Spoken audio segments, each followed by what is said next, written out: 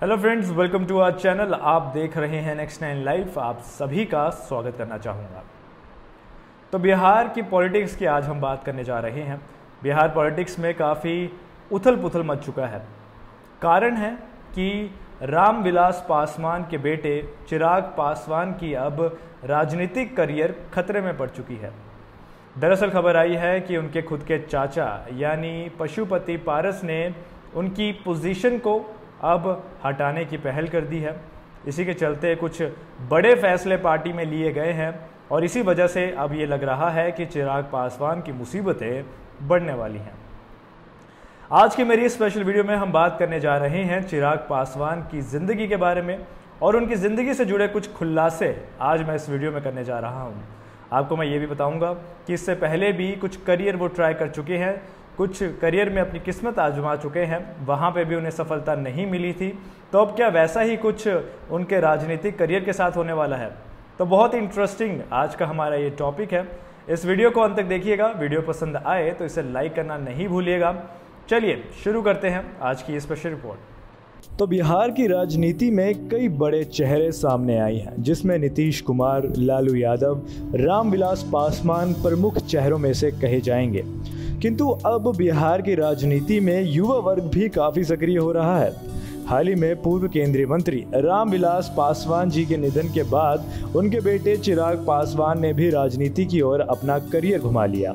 इससे पहले वे एक अभिनेता थे, किंतु अब उन्होंने राजनीति में शामिल होने का फैसला किया है। इसके बारे में बात करेंगे आज की हमारी इस खास रिपोर्ट में। दोस्तों, इस बारे में भी बात करेंगे कि हालिया दिनों में चिराग पासवान के साथ ऐसा क्या हुआ जिसकी वजह से वो काफ़ी सुर्खियों में है, और इसके अलावा हम चिराग पासवान को और करीब से भी जानेंगे। तो चिराग पासवान का जन्म तो नई दिल्ली में हुआ था, लेकिन वो रहने वाले बिहार के हैं। आपको बता दें कि ये फैमिली अनुसूचित जनजाति से संबंध रखती है। इनके पिता पूर्व केंद्रीय मंत्री रामविलास पासवान जी थे, जिनका कुछ समय पहले देहांत भी हुआ है। रामविलास पासवान जी ने न सिर्फ बिहार राज्य सरकार के रूप में अपनी सेवा दी, बल्कि वे भारत सरकार के रेलवे मंत्रालय, माइंस मंत्रालय, केमिकल एवं फर्टिलाइजर मंत्रालय और कंज्यूमर मंत्रालय एवं फूड एंड पब्लिक डिस्ट्रीब्यूशन आदि के पद पर आसीन रहकर अपनी सेवा दे चुके हैं। खास बात यह है कि चिराग ने अपने पिता रामविलास पासवान जी को एनडीए में शामिल होने के लिए कहा। चिराग की माता एक गृहिणी हैं, जो कि रामविलास पासवान की दूसरी पत्नी है। इनके परिवार में और कौन कौन सदस्य हैं, इसके बारे में भी जानकारी आपको दे देते हैं। तो माता पिता के अलावा चिराग पासवान का कोई भाई नहीं है, लेकिन उनकी बहनें हैं, जिनमें से उनके नाम आते हैं निशा पासवान, उषा पासवान और ईशा पासवान और आशा पासवान। चलिए बात करते हैं चिराग पासवान के एजुकेशन के बारे में। चिराग पासवान की शुरुआती स्कूली शिक्षा नई दिल्ली के एयरफोर्स गोल्डन जुबली इंस्टीट्यूट से हुई है। इसके बाद उन्होंने उत्तर प्रदेश के झांसी के बुंदेलखंड यूनिवर्सिटी से बीटेक करने का प्लान बनाया, जहां से उन्होंने अपनी ग्रेजुएशन पूरी की। बीटेक की पढ़ाई उन्होंने कंप्यूटर साइंस में की है। हालांकि वे इंजीनियरिंग करने के पक्ष में नहीं थे। उन्होंने बचपन से ही मॉडलिंग का शौक रखा था, इसलिए उन्होंने अपने इंजीनियरिंग के करियर को ड्रॉप करते हुए दूसरी ओर रुख कर लिया था। चलिए बात करते हैं चिराग पासवान के फिल्मी करियर के बारे में। चिराग पासवान ने इंजीनियरिंग करने के बाद अभिनेता बनने का सोचा और वे बॉलीवुड में एंटर भी हुए। दरअसल उन्हें बचपन से ही अभिनेता बनने का शौक था।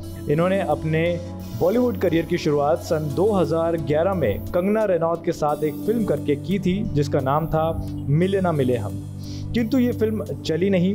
हालांकि इस फिल्म की पब्लिसिटी भी काफ़ी की गई थी, लेकिन फिर भी ये चल नहीं सकी। पहली ही फिल्म फ्लॉप हो जाने के कारण उन्हें आगे कोई फिल्म नहीं मिल सकी और फिर उन्होंने बॉलीवुड को छोड़ राजनीति में अपना करियर बनाने की सोची और इसमें आगे बढ़ने के लिए मन बना लिया। वहीं दोस्तों, अब अगर चिराग पासवान के पॉलिटिकल करियर यानी राजनीतिक करियर की बात की जाए तो एक इंटरव्यू में चिराग ने यह बताया कि उनके पिता की बीमारी के कारण उन्होंने राजनीति में शामिल होने का फैसला किया था। उन्होंने ये भी कहा कि राजनीति उनके कंफर्ट जोन में है, लेकिन बॉलीवुड उनके कंफर्ट जोन में नहीं था। इसके चलते फिर चिराग ने 2014 में लोकसभा में जमुई सीट से एंट्री की थी। उन्होंने अपने प्रतिद्वंदी को 88,000 वोटों से पछाड़ दिया था और अपनी पार्टी एलजेपी के स्टार प्रचारक भी बन गए थे। लोकसभा सांसद बनने के दौरान विभिन्न संसदीय कमेटी के सदस्य भी बने। चिराग के इस पार्टी में शामिल होने से पहले वे अच्छी पोजीशन में नहीं थी, लेकिन उनके आने के बाद चिराग ने कड़ी मेहनत की और इस पार्टी को आगे लेकर गए। चिराग एलजेपी के सेंट्रल पार्लियामेंट्री बोर्ड के चेयरमैन भी बने। 2019 में रामविलास पासवान जी ने चिराग को एलजेपी पार्टी का अध्यक्ष घोषित कर दिया था। इसके बाद चिराग ने दोबारा लोकसभा में एंट्री की थी। लेकिन दोस्तों, हालिया दिनों में कुछ ऐसी चीज़ें हुई हैं जिसके चलते अब पार्टी में उथल पुथल मच चुका है। आपको बताना चाहेंगे कि बिहार की राजनीति में एक बड़ी फेरबदल हुई है। चिराग पासवान की पार्टी एलजेपी में बगावत हो गई है। चिराग पासवान के साथ ये बगावत किसी और ने नहीं बल्कि उनके चाचा पशुपति पारस ने कर दी है। इस बगावत के बाद एलजेपी के अध्यक्ष और संसदीय दल के नेता चिराग पासवान अकेले पड़ते नजर आ रहे हैं। इसके साथ ही सवाल उठ रहे हैं कि क्या चाचा पशुपति पारस ने भतीजे चिराग पासवान के राजनीतिक करियर पर ब्रेक लगा दी है। सूत्रों की माने तो पार्टी में 6 में से 5 लोकसभा सांसदों ने पशुपति पारस को संसदीय दल का नेता चुन लिया है। इसके साथ ही नए नेता चुने जाने का पत्र भी लोकसभा स्पीकर ओम बिरला को सौंप दिया गया है। अब अगर लोकसभा स्पीकर संसदीय दल के नेता के रूप में पशुपति पारस को मान्यता दे देते हैं तो चिराग पासवान की एलजेपी संसदीय दल के नेता के तौर पर मान्यता खत्म हो जाएगी।